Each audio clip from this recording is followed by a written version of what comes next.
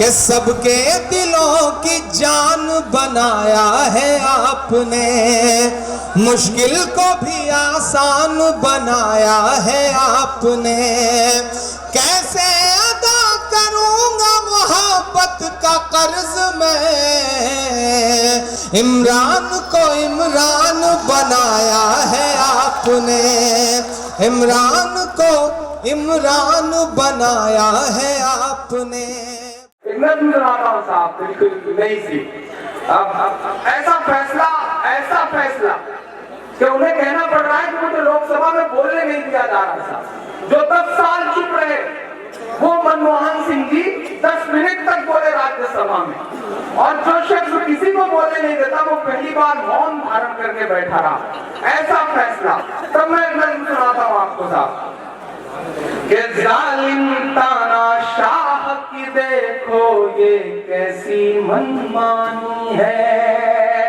तकरीबन 2.5 लाख करोड़ रुपए अब तक 1,14,000 करोड़ रुपए का कर्जा माफ किया था आते ही, और उसके बाद 1.5 लाख करोड़ के आसपास का कारोबार का नुकसान हो चुका है। मैं पढ़ता हूं इससे, समझिए आप पीछे का जो खेल है उसे समझिए कि जालिम तानाशाह की देखो ये कैसी मनमानी है। जालिम तानाशाह की देखो ये कैसी मनमानी है। कारोबार हुए हैं चौपट और बर्बाद किसानी है। कारोबार हुए हैं चौपट और बर्बाद किसानी है। लगता है उस शख्स ने हिटलर बन जाने की ठानी है। आप सुन जाना मेरे साथ, लगता है उस शख्स ने हिटलर बन जाने की ठानी है। कोई बताए किस लाइन में खड़ा कोई अंबानी है। कोई बताए किस लाइन में खड़ा कोई अंबानी है। जालिम तानाशाह की देखो ये कैसी मनमानी है। और ऐसे ऐसे भक्त आजम भाई बना रखे। एक बच्चे ने अपने बाप से कहा, बेटे ने, कि पिताजी फेसबुक पर मैंने 15 फेक आईडी बना रखी है। तो बाप ने कहा 15 आईडी से तुम क्या करते हो? तो बोला मैं भक्त हूं मोदी जी का। जो सोशल मीडिया में मोदी जी के बारे में कुछ भी गलत सलत दिखता है मैं उसे गाली देता हूं, अलग अलग आईडी से, फेक आईडी से। तो बाप ने कहा कि अच्छा ये बात तुम मुझे क्यों बता रहे? तो उसने कहा वो 2 महीने से आप जिस कोमल भाभी को रेस्टोरेंट में मिलने के लिए बुला रहे हो वो मैं ही हूं। ये हालत है साहब। इस तरह से मैनिपुलेट करके चीजें दुनिया के सामने रखी जा रही है। मैं पढ़ता हूं साहब, कोई बताए किस लाइन में खड़ा कोई अंबानी है। कि जो कहते थे 100 दिन के अंदर काला धन लाएंगे, जो कहते थे 100 दिन के अंदर काला धन लाएंगे, काला धन ना ला पाए तो खुद फांसी चढ़ जाएंगे। 2.5 साल हुए हैं फिर भी जुमलेबाजी चालू है। 2.5 साल हुए हैं फिर भी जुमलेबाजी चालू है। और भक्तों को लगता है कि साहिब बड़ा दयालु है। और भक्तों को लगता है कि साहिब बड़ा दयालु है। महीने भर 500 रुपए के नोट से, पुराने नोट से डीजल बिकता रहा, पेट्रोल बिकता रहा, लेकिन सब्जी नहीं बिकी, दूध नहीं बिका, अनाज नहीं बिका। क्यों? क्योंकि डीजल और पेट्रोल अंबानी का था, अनाज और सब्जी किसानों की है, आम आदमी की, इसलिए नहीं बिका। समझिए पीछे की मंशा को साहब। ये देश में बड़ी बड़ी बातें करने वाले लोगों ने 2.5 साल में 72 करोड़ रुपए का कपड़ा पहना है साहब।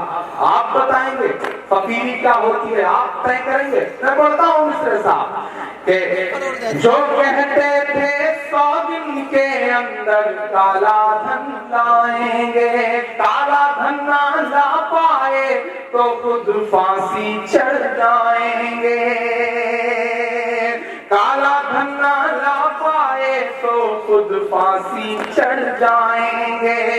2.5 साल हुए हैं फिर भी जुमलेबाजी चालू है, और भक्तों को लगता है कि साहिब बड़ा दयालु है।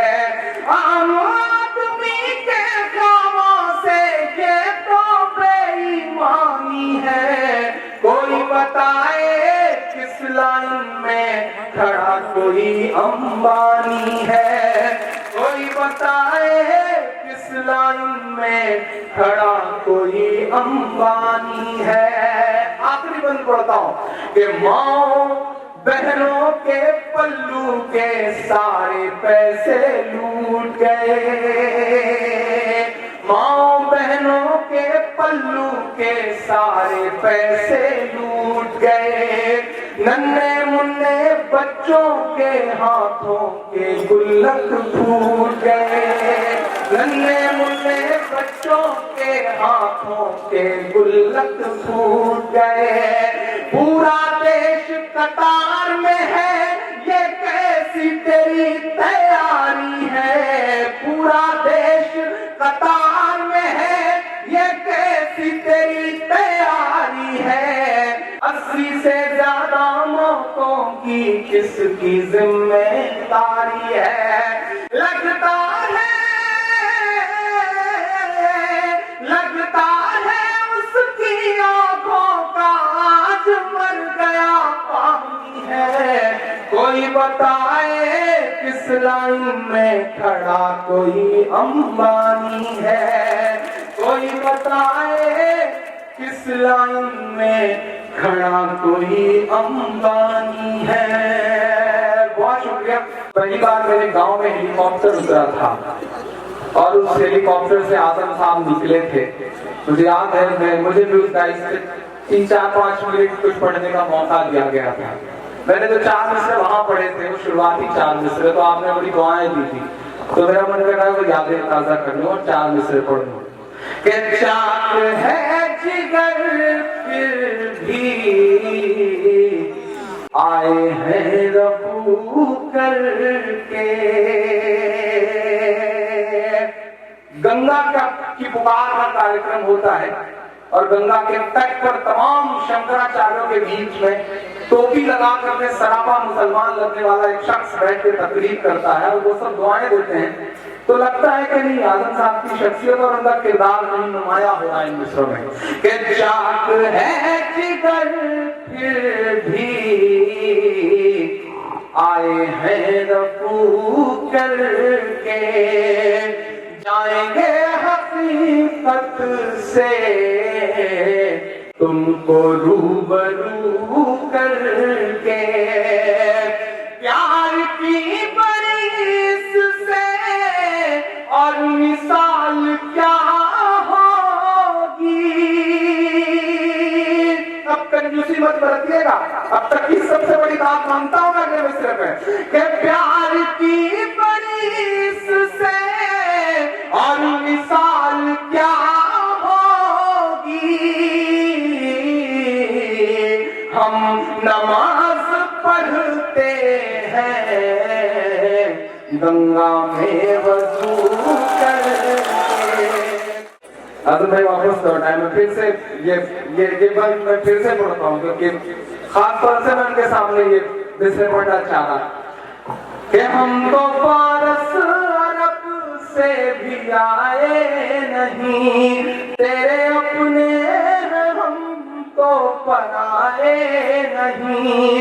इस तरह से सितम हम पे ढाए गए, मुद्दतें हो गई मुस्कुराए नहीं।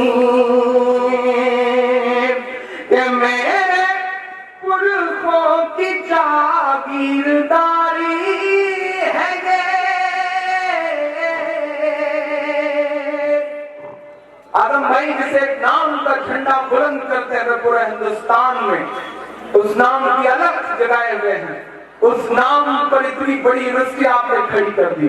मेरे मित्रों में बोलते हैं वो कि मेरे पुरखों की जागीरदारी है ये, मेरे पुरखों की जागीरदारी है ये, मत समझना कि हम लोग मेहमान हैं, हम मुसलमान हैं, हम मुसलमान हैं, हम मुसलमान हैं, हम मुसलमान हैं। मेरे भारत तेरी आन है, शान है, हम तेरी सरहदों के निगहबान हैं, हम मुसलमान हैं, हम मुसलमान हैं। इस तरह का आखिरी बनी पड़ता हूं आजम भाई, थोड़ा सा वॉल्यूम और बेहतर हो सके तो बेहतर कर देना। आखिरी बनी पड़ता हूं, घर वापसी, घर वापसी, घर वापसी। सदन में कहा जा रहा है कि अकबर रोड का नाम बदल दो। औरंगजेब रहमतुल्लाह अलैह के नाम पर जो रोड था वो बदल भी दिया गया। दुनिया चुप भी रही साहब।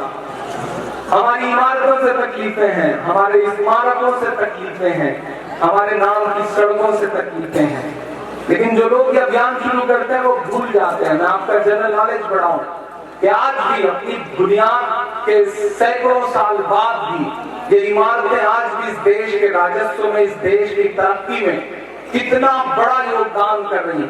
ताजमहल को देखने के लिए एक साल में 22.19 करोड़ रुपए का टिकट बिकता है और वो इस देश की तरक्की के काम आता है। हुमायूं के मकबरे को देखने के लिए 19.46 करोड़ रुपए का टिकट बिकता है। कुतुब मीनार को देखने के लिए 14.19 करोड़ रुपए का टिकट बिकता है। और आप नाम बदल देना चाहते हैं, घर वापसी कर देना चाहते हैं। और ये अभियान जिन्होंने शुरू किया साहब, उनका नाम है सुब्रमण्यम स्वामी। नाम सुब्रमण्यम स्वामी। बस इतना और जानकारी कि उनकी बेटी का नाम सुभाषिनी और दामाद का नाम नदीम हैदर। अभियान ऐसे लोग, कैसा दोहरा किरदार, कैसी दोहरी सियासत, कैसा दोहरा चरित्र। मैं एक बार पढ़ रहा हूँ, सुनिएगा साहब। वो ये भी कहते हैं कि हिंदुस्तान में बस 2 सेकुलर हैं, एक उनका दामाद और एक उनका समधी, बाकी सारे मुसलमान करता। उन्हीं के नाम ये मिसरे के सब पे लागू न ये बेबसी कीजिए, सब पे लागू न ये बेबसी कीजिए, अपने घर की भी कुछ चौकसी कीजिए, अपने घर की भी कुछ चौकसी कीजिए। हो वो मुख्तार नकवी और शहनवाज, अब जरा जुड़ के सुनिएगा।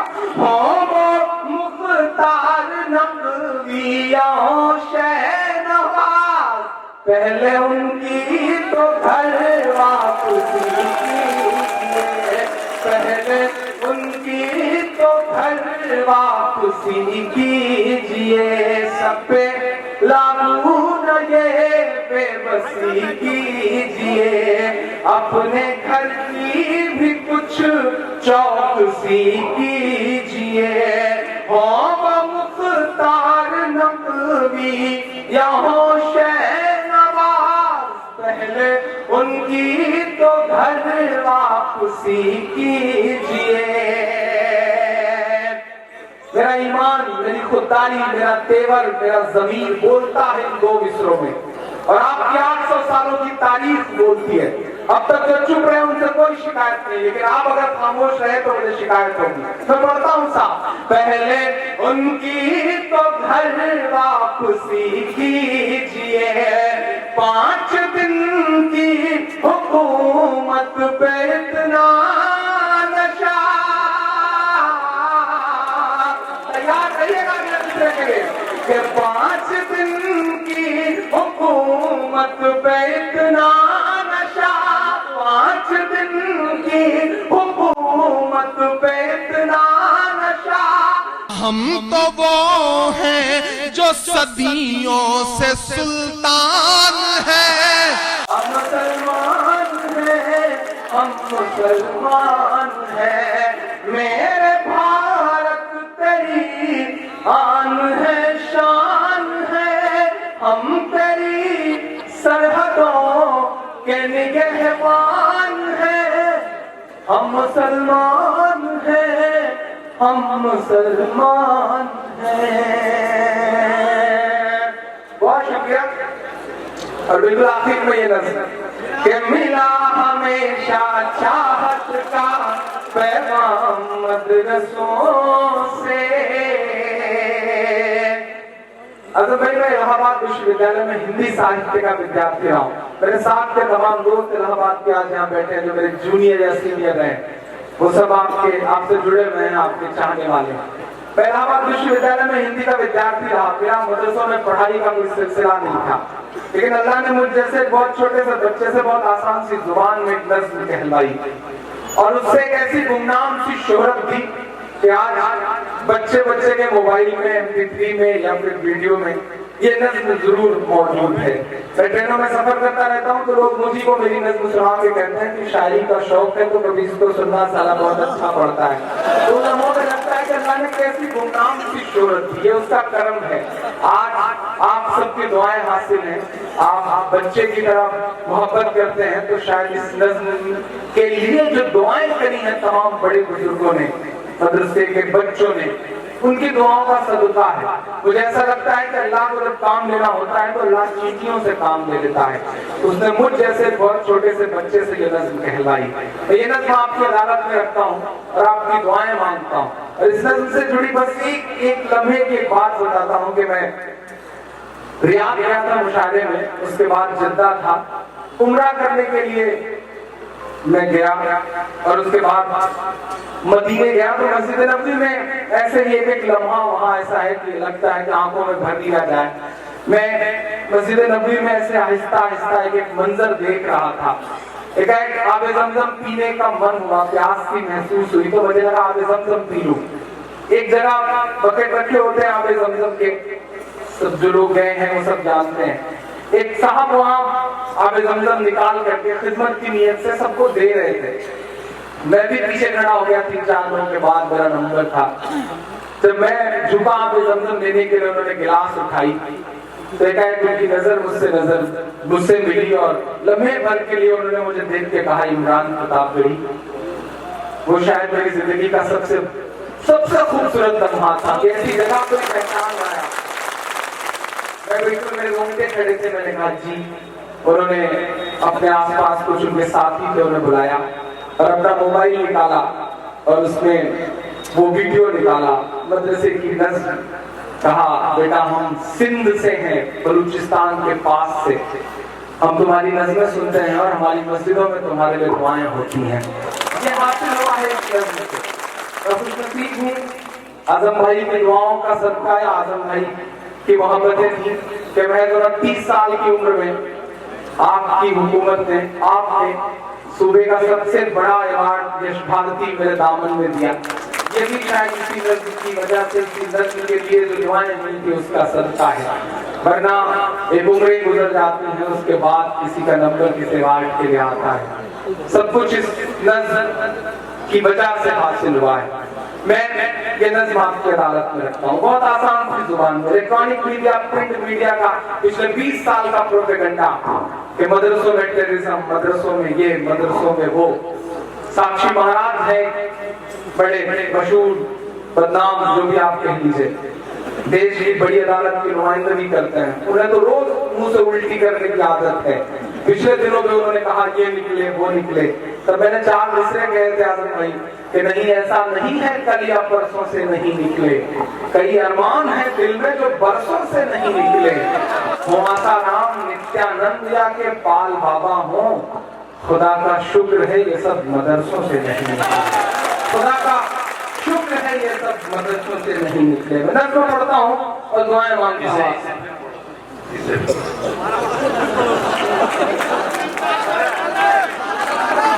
नहीं, ऐसा नहीं है कल या परसों से नहीं निकले।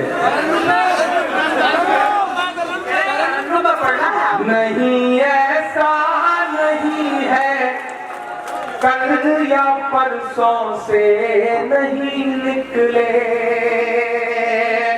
निजाम बनता था, हुकूमत बनती थी आजम भाई को बहुत डराया जाता था, ये कहा जाता था इलेक्शन रम कर लो, केवल ढीले कर लो, वरना सब कुछ बदल चुका है।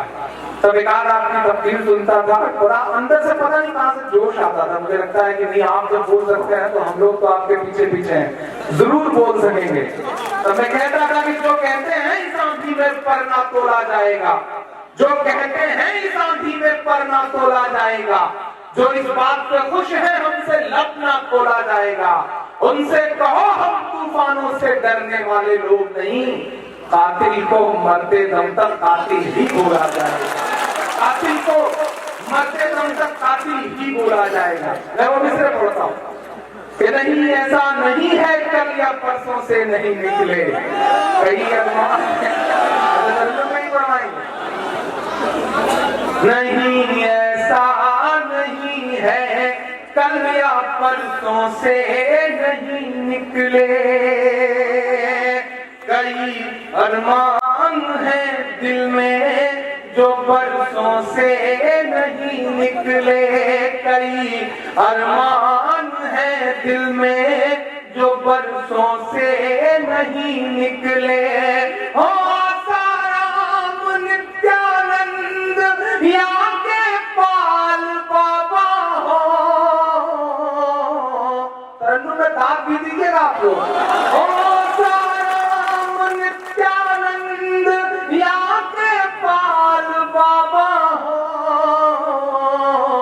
खुदा का शुक्र है ये सब मदरसों से नहीं निकले, खुदा का शुक्र है ये सब मदरसों से नहीं निकले।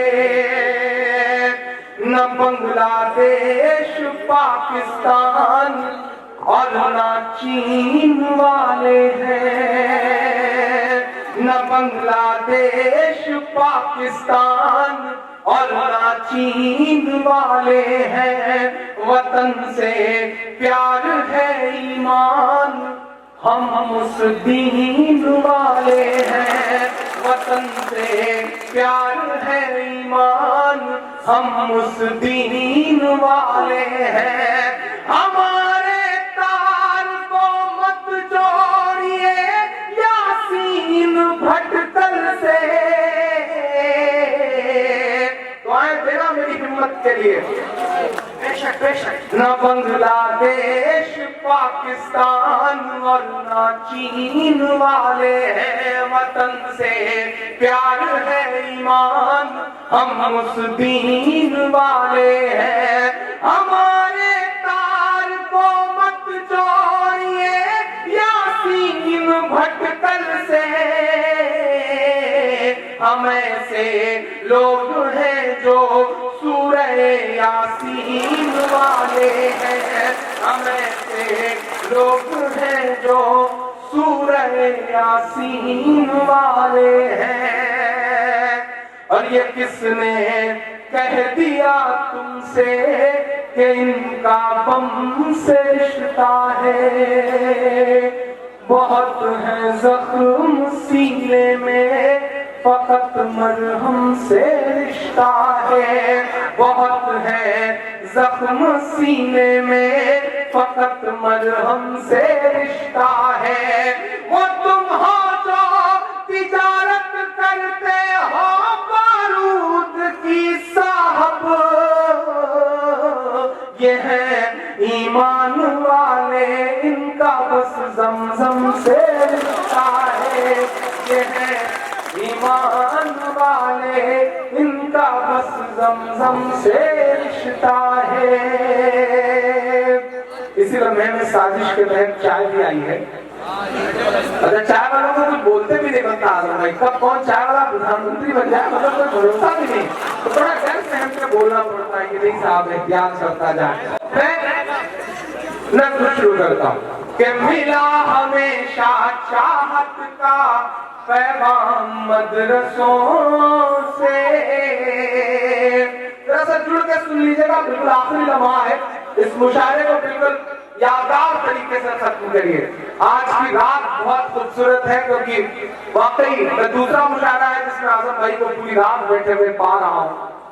और साहब हम भी हर रात किसी न किसी शहर में किसी न किसी मुशायरे में होते हैं, और कोई ना कोई मेहमान खुसूसी होता है, लेकिन शमा रोशन होती है और सही से जली भी नहीं रहती कि मेहमान खुसूसी साहब गिरा लेते हैं। लेकिन आजम साहब बैठे हैं, इस बैठने के कुछ मायने हैं साहब। मेरा अपना मानना है कि जो शायर है वो समाज का आईना है, शायर समाज का दर्पण है, आईना है, और आईने के सामने बैठने की हिम्मत वही कर सकता है जिसका दामन साफ सुथरा है। आजम भाई बैठे हैं तो इस बात की दलील है, इस बात की गवाही है कि उन्होंने सियासी काजल वाली कोठरी में रह करके भी जो अपना दामन साफ सुथरा बचा रखा है, वो अपने आप में मिसाल है, और आने वाली सदियां इस बात को याद भी रखेंगी उनकी मौजूदगी के लिए। और पिछले जो तकरीबन 3-4 दशक का उनका सियासी कैरियर है, मुझे लगता है कि अपने ही लोगों के बीच एक बार एक शख्स का हाथ उठना चाहिए और उनके सम्मान में ताली बजनी चाहिए, उनके पॉलिटिकल पूरे कैरियर के लिए ताली बजनी चाहिए। मिसाल है आप, यकीनन इस बात की मिसाल है, और अल्लाह इसी तरह आपका साया हम बच्चों के सर पर रखे। जरूरत है आपकी हिंदुस्तान को, उत्तर प्रदेश को।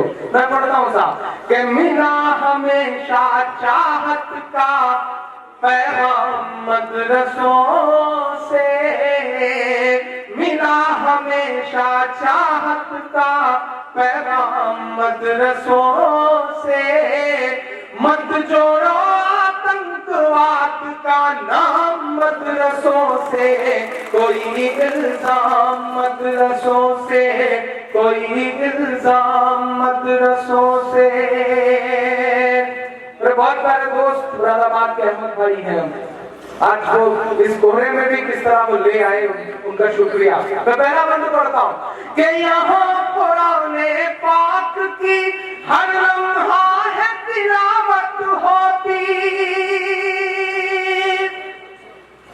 यहाँ कुराने पाक की हर लम्हा है तिलावत होती, जर्रे जर्रे में हमदर्दी और मोहब्बत होती, और मोहब्बत होती। कभी नहीं हो सकता कत्ले आम मदरसों से, मत जोड़ो आतंकवाद का नाम मदरसों से, कोई इल्जाम मदरसों से। 57 से 47 तक एक बंद पढ़ता हूं कि चाहे शेखुल हिंद हो या फजले हक खैराबादी, कि दिल्ली बता धोखा तुझे कब हमने दिया है, दिल्ली बता धोखा तुझे कब हमने दिया है, इतराने के लायक जो है सब हमने दिया है, इतराने के लायक जो है सब हमने दिया है। और इतिहास की किताबों में चाहे जो बात लिखी हो, लेकिन सच ये है जो मैं कह रहा हूं कि इतराने के लायक जो है सब हमने दिया है। हिंसा का जो इल्जाम लगाते हैं वो सुन लें, गांधी को महात्मा का लक़ब हमने दिया है, गांधी को महात्मा का लक़ब हमने दिया है। मैं बोलता हूँ साहब कि चाहे शेखुल हिंद हो या फजले हक खैराबादी, जंगे आजादी में सबने अपनी जान लड़ा दी, अपनी जान लड़ा दी। मिला हमें आजादी का इनाम मदरसों से, मत जोड़ो आतंकवाद का नाम मदरसों से, कोई इल्जाम मदरसों से। देश का मिसाइल मैन अपनी 5वीं तक की तालीम चेन्नई के मस्जिद के बरामदे में बैठ के पूरी करता है और बाद में इस देश को परमाणु संपन्न बनाता है। लेकिन आप भी कटघरे में खड़े और आप भी सफाइयां दे रहे हैं। खामियां कहीं ना कहीं हमारी भी है। मेरे अपनों में आपसे ये बात कहना चाहता हूं नेपोलियन ने कभी कहा था कि एक झूठ तब तक बोलो जब तक सच ना मान लिया जाए। शाखाओं में बैठने वाले लोगों ने इस पे अमल किया और इतनी बार आपको कटघरे में खड़ा किया कि दुनिया ने मान लिया, लेकिन आप अपनी सफाइयां नहीं दे सके। आप चुप रहे, शायद आप खामोश रहे। मैं एक बंद पढ़ता हूं कि बड़ी जरूरत देश को जब जब किया कमाल इन्हीं ने। भारत क्रिकेट का विश्व कप जीतता है, क्रिकेट के भगवान सचिन तेंदुलकर को जीत का जश्न मनाना होता है, तो उन्हें कंधे पर उठाने के लिए गुजरात की मस्जिद के मौजिन का लड़का यूसुफ पठान आगे आता है, उन्हें कंधे पर उठाकर पूरे स्टेडियम के चक्कर लगाता है। ये कुव्वत, ये ताकत मस्जिद और मदरसों के उन छोटे छोटे दानों में है जो हमारे आपके चंदों से आते हैं। मैं पढ़ता हूँ साहब केवल कि बड़ी जरूरत देश को जब जब किया कमाल इन्हीं ने। देश को एक से एक बढ़ करके दिया है लाल इन्हीं ने, दिया है लाल इन्हीं ने। के निकले जाकिर फखरुद्दीन कलाम मदरसों से। मत जोड़ो आतंकवाद का नाम मदरसों से, कोई इल्जाम मदरसों से। बहुत शुक्रिया। आखिरी बंद से पहले का ये बंद, और ये मेरे दिल के बहुत करीब है, मैं इस बंद को पढ़ता हूँ साहब। कि जंगे आजादी में फिरंगी लाख कुरान चलाए। जो कुछ कहा उस सब एक तरफ, लेकिन अगले मिसरे पे आप खामोश रहे तो मैं शिकायत करूंगा आपसे। ईमान में हरारत पैदा हो तो उठ जाएगा खान। कि जंगे आजादी में फिरंगी लाख कुरान चलाए।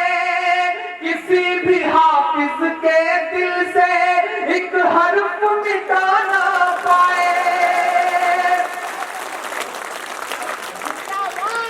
लिया है अल्लाह ने ऐसा भी काम मदरसों से। मत जोड़ो आतंकवाद का नाम मदरसों से, कोई भी इल्जाम मदरसों से। तो आप कुछ भी कहे, जो मरहूम इरफान साहब का किरदार था या जो आजम भाई की पूरी शख्सियत है, वो बहुत खूबसूरत से हिंदुस्तान का ताना बाना बुनती है। मैं इसलिए भी पसंद करता हूँ। हिंदुस्तान किसी तोगड़िया की जहरीली तकरीर से नहीं बनता है, या हिंदुस्तान किसी बुखारी साहब के फतवों से भी नहीं बनता है।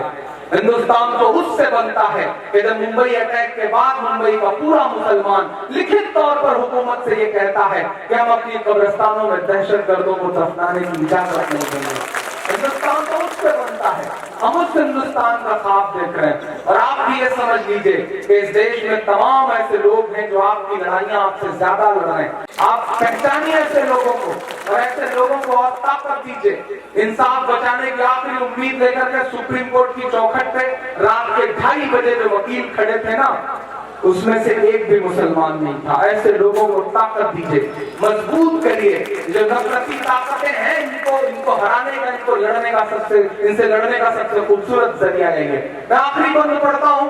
वो कहते हैं हथियार मिलता है, वो कहते हैं ट्रेनिंग दी जाती है। मैं इस सदी का सबसे बड़ा सच बोलता हूँ कि क्या मिलता है कि वजू के लोटे कुछ पुराना और टूटी हुई चटाई। जिसे देखना है वो आकर देखेंगे सच्चाई, देखेंगे सच्चाई। दुआओं से मेरा दामन भर के विदा करिएगा, बहुत लंबा सा सफर तय करके आया हूँ। कि वजू के लोटे कुछ पुराना और टूटी हुई चटाई। जिसे देखना है वो आकर देखेंगे सच्चाई, देखेंगे सच्चाई। के फैला है और फैलेगा इस्लाम मदरसों से। मत जोड़ो